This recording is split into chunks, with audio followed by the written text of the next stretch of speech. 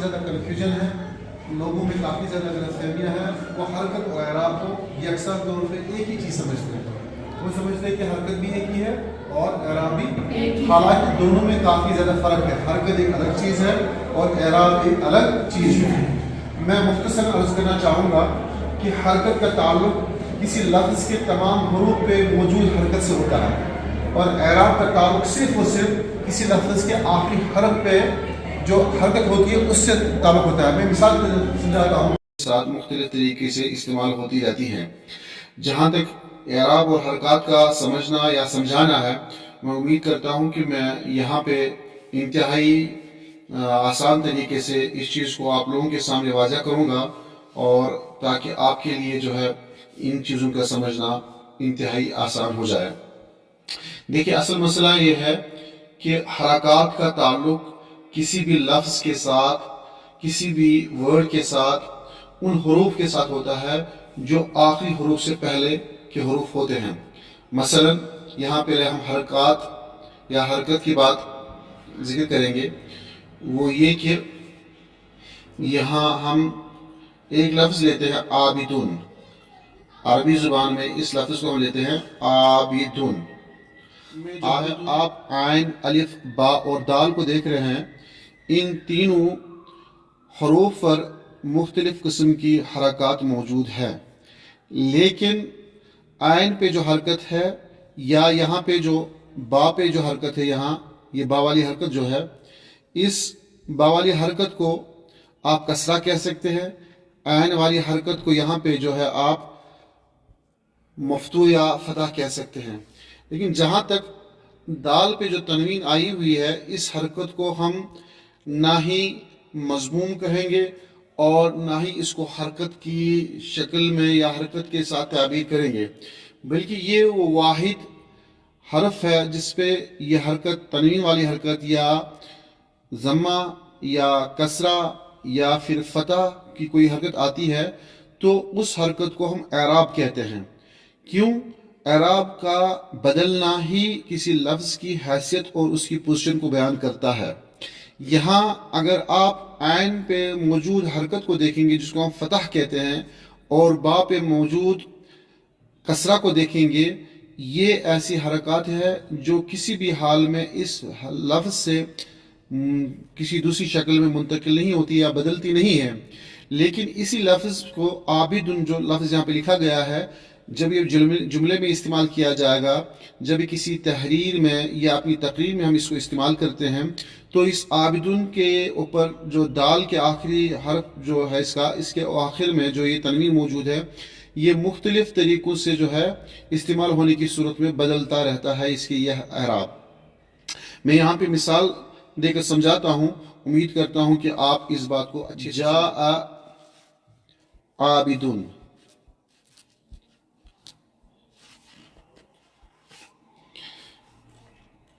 फिर इसके बाद जो है दूसरा लफ्ज़ में लिखता हूँ राअयतु आबिदन, फिर इसके बाद जो है तीसरा में लिखता हूँ मरर तो बेआबिदिन।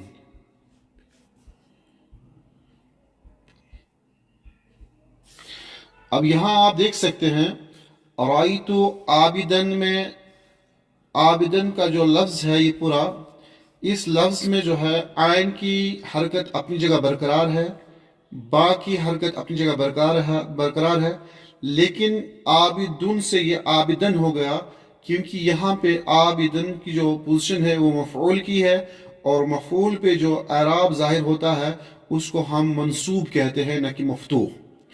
क्यों?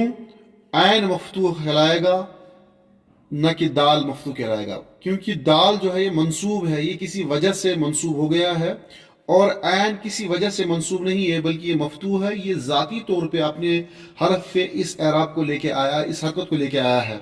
लिहाजा आबिदन में शुरू के ये हरूफ आइन अलिफ बा, इन पे ये हरकत जो भी कोई होगी ये हमेशा दायमी तौर पे अपनी एक ही शक्ल पे बरकरार रहेगी, इसमें किसी तरह का कोई तगय्युर कोई तबद्दुल वाक़ नहीं होगा। लेकिन आखिरी हर्फ जो दाल है उस पे मौजूद तनवीन, चाहे वो दो पेश वाली तनवीन हो, दो ज़बर वाली है, दो ज़ेर वाली हो, वो मुख्तलिफ हालात में बदलती रहेगी। अब दूसरा ये हमें देखिए आप मररतु बि आबिदिन, मररतु बि आबिदिन में आप देख सकते हैं यहाँ पे है ये हर्फ जर बा लगने की वजह से जो है दाल की जो पोजीशन थी वो तब्दील हो गई दुन से दन, दन से दिन, यानी कि इस आबिदुन में ये तीन हालतें तब्दील हो जाती है। जैसे कि जा आबिदुन, आबिद आ गया, और आई तो आबिदन, मैंने आबिद को देखा, मररतु बि आबिदिन, मैं आबिद के पास से होके गुजरा। तो गोया कि किसी इस्म की आखिरी हरकत का तब्दील होना एराब कहलाता है, और बाकी उसके शुरू में जो कोई हरफ होते हैं उन हरफ पे मौजूद हरकत को हरकत कहते हैं, जो कभी और किसी भी हाल में तब्दीली वाक़ नहीं होती है उनमें। अब इस बात को और मज़ीद समझाने के लिए मैं आप लोगों को जो है एक दो चीज़ें और यहाँ पे जिक्र करना चाहूँगा। उम्मीद करता हूँ कि आप इस बात को और मज़ीद अच्छे से समझें। हमने एक लफ्ज़ सुना है जिसको हम मरफू कहते हैं, मरफू, और एक लफ्ज़ है जिसको हम मंसूब कहते हैं, मंसूब, और एक लफ्ज़ है जिसको हम मजरूर कहते हैं। ये तीनों लफ्ज़ जो है एक तरह के इस्तिलाहात है, मरफू, मंसूब और मजरूर। अब इसके मुकाबले में जो है मरफू के मुकाबले में एक और इस्तिलाह इस्तेमाल होती है जिसको हम मज़मूम कहते हैं, मज़मूम, और एक मंसूब के मुकाबले में होता है इस्तेमाल लफ्ज़ एक या इस्तिलाह एक, उसको हम कहते हैं मफ्तूह, और एक मजरूर के मुकाबले में इस्तेमाल होता है लफ्ज़ एक जिसको हम कहते हैं मकसूर। अब ये बताएं मरफू और मज़मूम में क्या फ़र्क है, मंसूब और मफ्तू में क्या फ़र्क है, मजरूर और मकसूर में क्या फ़र्क है। उम्मीद करता हूँ कि जब आप इन 6 अल्फाज का आपस में कंपेयर करेंगे, मुआजना करेंगे, तो आपके लिए बात को समझना इंतहाई आसान होगा, और इंतहाई आम फहम ज़बान में आप इसको जो है दूसरों को भी समझा सकते हैं। मरफू उस लफ्ज़ को कहा जाएगा या उस लफ्ज़ को नाम दिया जाएगा जिसकी आखिरी एराबी हालत को हम डिक्लेयर करेंगे कि इस पे अगर दो पेश वाली हरकत है तो हम कहते हैं कि ये मरफू है, हम उसको मज़मूम नहीं कहते हैं। इसी तरह अगर मंसूब कोई लफ्ज़ होता है कि उसके आखिर में जो आखिरी हरफ पे दो ज़बर या दो पेश दो ज़बर होता है तो हम उसको जो है मंसूब कहते हैं, हम उसको मफ्तू कतअन नहीं कहते हैं। इसी तरह आखिरी हरफ अगर दो ज़ेर वाला हो तो हम उसको जो है मजरूर कहते हैं, न कि मकसूर कहते हैं, क्योंकि मरफू, मंसूब और मजरूर इन तीनों का ताल्लुक लफ्ज़ के आखिरी हरफ के साथ होता है, और यहाँ पे जो है यहाँ पे जो हम मज़मूम की बात करते हैं इसका ताल्लुक लफ्ज़ के किसी भी हरफ के साथ हो सकता है मा सिवाय आखिरी हरफ के, यानी कि इस तरह मफ्तू और मकसूर इन तीनों को हम उन अल्फाज के हरूफ के साथ इस्तेमाल करते हैं जो किसी लफ्ज़ के अंदर मौजूद हरूफ पे जो हरकत की शक्ल होती है, चाहे वो पेश वाली हो, ज़बर वाली हो या कसरे वाली हो, तो हम कहते हैं कि ये लफ्ज़ जो है, ये हर्फ जो है ये मज़मूम है, ये हर्फ जो है मफ्तूह है, और ये हर्फ जो है मकसूर है। मिसाल मैंने दी है, फिर भी एक बार मैं दोबारा आप लोगों को यहाँ मिसाल देकर समझाना चाहूँगा। हम यहाँ पे मिरवहतुन, मिरवहतुन लिखेंगे, और इस तरह लिखेंगे यहाँ पे हम ज़ैदुन, फिर इस तरह लिखेंगे हम यहाँ पे बुशरा,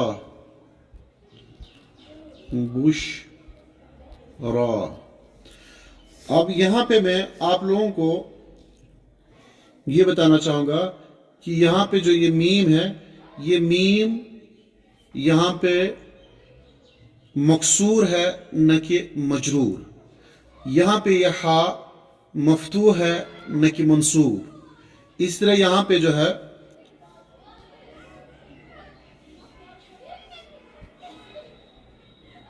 बुशरा, यहाँ पे बुशरा पे जो पेश है, ये बुशरा बा यहाँ पे मजमूम है न कि मरफू। ज़ैदुन में ज़ा जो है मंसूब है, मफ्तू है न कि मंसूब। अब ये जो आखिरी वाली हरकत इन पे मौजूद, आखिरी वाले हरफ पे जो मौजूद ये हरकत है, ये यहाँ पे ये देखिए आप, यहाँ पे ये देखिए आप, और यहाँ पे जो है ये बुशरा पे देखिए आप।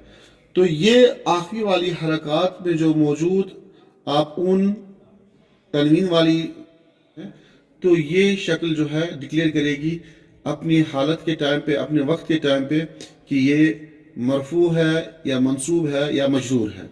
तो लिहाजा इन दोनों के दरमियान इस फ़र्क को याद रखें कि एराब और हरकत में आसमान और ज़मीन का फ़र्क है।